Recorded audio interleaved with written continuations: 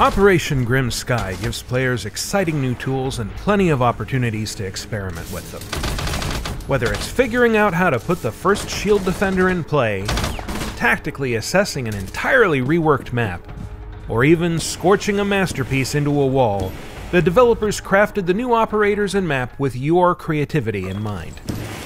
In a competitive way, it's not really useful to do clouds in walls, but I mean, you give this possibility to players, you give a space to express weird tactics. Oftentimes it's like, yeah, we're making this toolbox there, and here, have fun, and then try to create something. And then it comes back to us, like, oh yeah, that's clever. When it came to creating Clash, we iterated on her biography and on her psychological profile until we thought it was just right for this character. So Clash was once a riot police officer, so she knows exactly how and when to deploy the shield. So she has a very classic London police uniform because we wanted to focus about the attitude. We wanted to focus on her face. This is where you stop. The shield is kind of the part of the character, and so we designed the shield at the same time of the operators because we wanted to know the visual interaction between each other. We took the decision really to make the shield full transparent, to always be able to see her. We tried to grab what we like about shield and make it an even more advanced version of that, something that is probably the most shieldy operator we have in the game. She's super tough, super resistant, 3 armor, big shield, but that was the first step, going from shield to this, okay, let's remove the lethality, it's not needed in defense, and then actually enforce team play a lot more. So let's explore that. That was the first step, and then when I should be able to do something more. I should be able to provide debuff, provide something like that, and that's where we went to the idea, okay, so maybe my shield is actually an active shield I can use. We had a few iterations where we went into actually like stopping people instantly or preventing them entirely from moving, which is makes sense in different games, in MOBAs and that kind of thing, but not so much in Siege. Like zero movement is extremely deadly. Shanka can attest of that. At that point, we were like, okay, that's interesting to be able to control movement. We have to work a fine line in terms of balancing between how much I can slow people down, how fast can I pull the shit back and hold my gun, the size of the gauge as well, all those things. And we have been through a lot of steps. There was 2 main inspirations for this shield. It's something that exists that is a taser shield. It's much smaller, but it exists in the reality, and the riot shield. So we mix these 2 shields to make a totally new one, and we have kept the branding from the London police. So while creating Clash, we knew that she would be from Britain. And so we had table reads when we were reading scripts and reading barks, and I would try to have a British accent while speaking her lines. Let's just say I'm not a professional when it comes to that, but I did have fun. Maverick is an operator with Delta Force. It was kind of tricky because that is a unit that doesn't exist officially.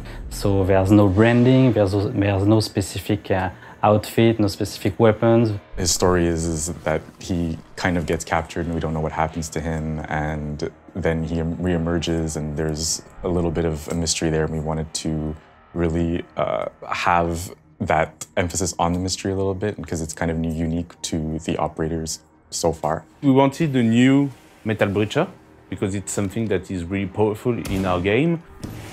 First of all, Maverick used a very long distancing that shoots little thing that destroyed after a few seconds. So it was really like I'm doing something by shooting, and I could do it for very far distance, 20, 30, 40 meters. And that was the first thing we tried. And quickly we found that really too powerful. You could be at 30 meters, destroying a full wall.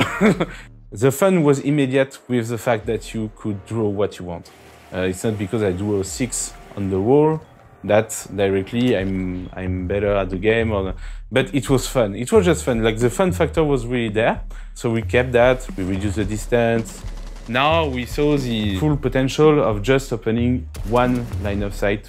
And I hope our players will take the full potential of Maverick and try things. I'm really glad to see that. He was captured and he had to find a way out, so he had, because he's so smart, he had built a very rough prototype of the gadget and was able to escape in that way. And now in the game, we have come to this final version. The torch, the main challenge wants to not doing something that looks like a weapon. The first iteration we did, it looks like a weapon, and it was an issue because we don't want people to think, oh, I can torch people.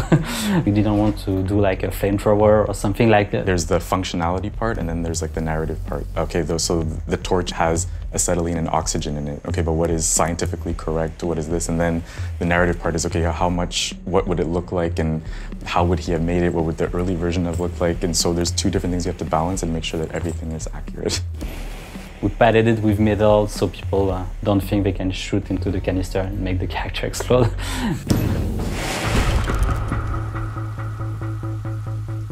It's considered a new map. We're taking a map that from our legacy and we're putting it up to date with how the game is played now. Mostly we aim to bring it back into a more competitive state. To be able to go back and work on stuff that you did 2 years ago and just improve it is something quite unique, and it's really fun to do that again. This is the Hereford Base, but we changed the concept of all the art, and the level design is completely revisited. What was Hereford at the beginning? And basically it was farms. So we keep the original walls of the farm, the roof, the farm itself stay there, and we build the training area with the stuff that could be in a farm. And one funny thing also about Hereford is it was our prototype for Siege back in the days. It's kind of symbolic that it's the first one we take for a rework. It's almost like it's our stepping stone map to go to the next level, you know? We didn't choose it because of that, but it's to think about it, and it's kind of a symbolic way. But generally speaking, we tend to aim for something balanced, but also aim for creativity. Being able to give the player many ways to play the objective, many ways to defend or many ways to attack. And that's what we're trying to do in Hereford as well. That's really what we wanted to push further, the creativity, because it's something that we really like, you know, giving tools to the player.